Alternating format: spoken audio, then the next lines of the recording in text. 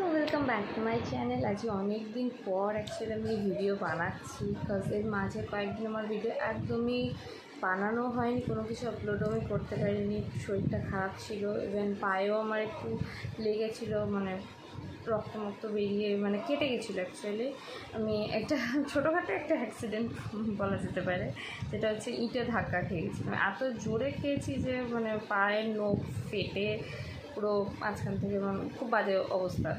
তো যাই হোক, এখন ঠিকঠাক, মানে আমার এরকম টুকটাক হতেই থাকে। এটা আমার কাছে খুব নর্মাল একটা জিনিস, বাট অনেকের কাছে এটাও হয়তো খুব ব্যথার বা বসে যাবে। মানে মোটামুটি একটা পা যদি একটু জখম হয় কোনো কিছুর জন্য, তাহলে সেখানে কাজ করতে পারাটা খুব ডিফিকাল্ট, বাট আমি করে ফেলেছি। ঠিক আছে, চলো এখন সব ওকে। তো আজ ভিডিওটা খুব ইন্টারেস্টিং, যেটা হচ্ছে কাল জামাই ষষ্ঠী। মানে জামাই ষষ্ঠীটা আজকে তারিখটা আমি বলে দিই একটু। আজকে হচ্ছে 11 জুন, তো কালকে 12 জুন, কালকে জামাই ষষ্ঠী। তো আজকে মা বাবা আমার বড়দিরা এসছে।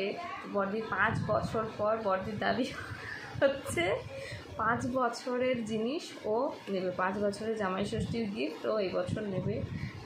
আর জামাইবাবু 5 বছর আগেও আসেনি, একবারে 10 বছরকার জিনিস ও 10 বছরকার জিনিস নেবে। মানে জামাইবাবু এটা বলে না, বাট আমার বড়দিটা মায়েরকে বললো যে এরকম জিনিস দিতে হবে। তো সেটাই আর কি, দেখা যাক কী ওরা নেয়।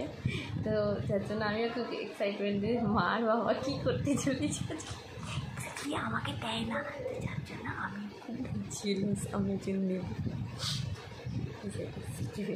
বলা যাবে না। তো এরপর হচ্ছে দিদিরা, ওদিকে ছোটদিরাও আসছে। তো অ্যাকচুয়ালি সব কথা না জোরে বলা যায় না, ওরা শুনে ফেলতে পারে, তার জন্য আস্তে আস্তে বলি। তোমরা প্লিজ একটু কষ্ট করে শুনে নিও।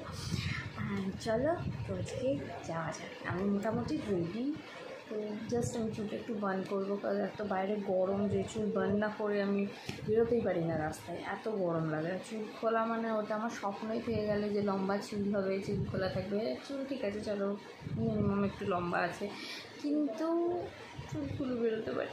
খুব গরম, মানে শীতকালে চুল বাঁধা, গরমকালে চুল বাঁধা, শীতকালেও আমার চুল বাঁধা থাকে, টুপি থাকে এবং মাফলার থাকে, সেখানে চুলে আটকে যায়, সেখানেও আমার চুল বাঁধা থাকে। মানে সবসময়তে আমার চুল বাঁধা, কোনো অকেশন পারপাসেও গরম থাকে, সেখানেও চুল বাঁধা। তুলতেই পারি না, এদিকে কি আমার বড় চুল, সব কি আদমি।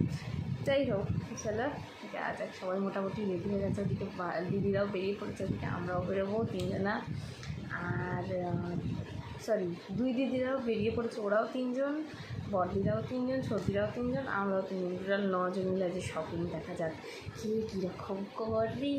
আর এই ভিডিওটা ওরা যদি জানতে পারে যে আমি এটা ভিডিও করছি, তাহলে আমাকে করতে দেবেই না, কারণ আমাদের শপিং করা মানে খুব খিচিবিচি হয়। তো তোমাদের সাথে আমি সেটা শেয়ার করবো এক্স্যাক্টলি, মানে বিশেষ করে মেয়েরা শপিং করতে গেলে ঠিক কীরকম জিনিসটা হয়।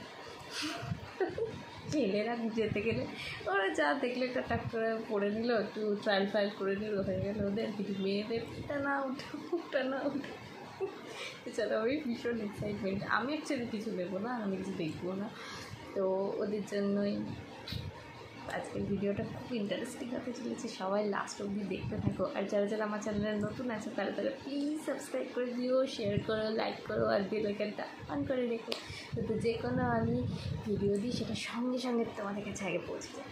তো যারা দেখতে থাকো। আমাদের বাড়ির সামনে রেলগেটের পাশ দিয়ে ট্রেন যাচ্ছে।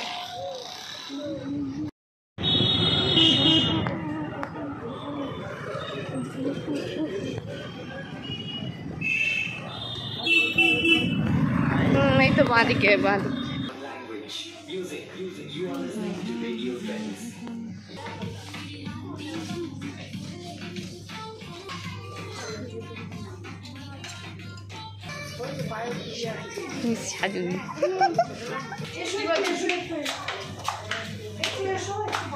দিদি আলতা করেছে,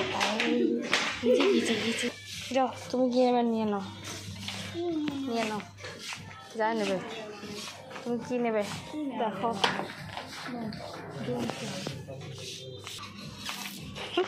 ঠিক যাচ্ছে।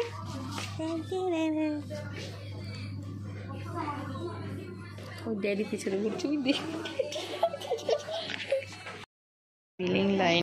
আমরা বাজার কলকাতায় মানে ট্রেনসে প্রচুর শপিং করা হয়ে গেছে, তারপরে আবার বাজার কলকাতা এখন শেষা হয়েছে সব বাজার কলকাতায় প্রায় অনেক ট্রেন্ডসের থেকেও বেশি এখানে কালেকশন আছে, বাট ভালো, খুব একটা খারাপ না কোয়ালিটি।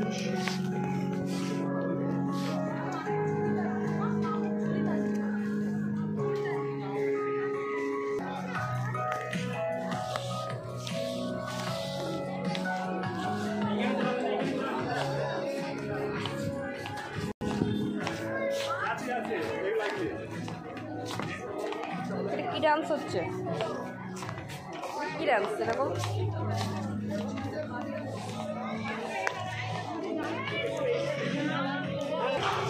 হয়ে গেল শপিং, কিছুই নিল না কেউ, সবাই চলে যাচ্ছে এবার। কি মজা! ও এই ঠান্ডা গরমে এই গুন্ডিটা আমার আইসক্রিমটা নিজে নিয়ে নিল আর ওরটা আমাকে দিয়ে দিল। Ma'am cheers cheers. ফাইনালি আমাদের শপিংটা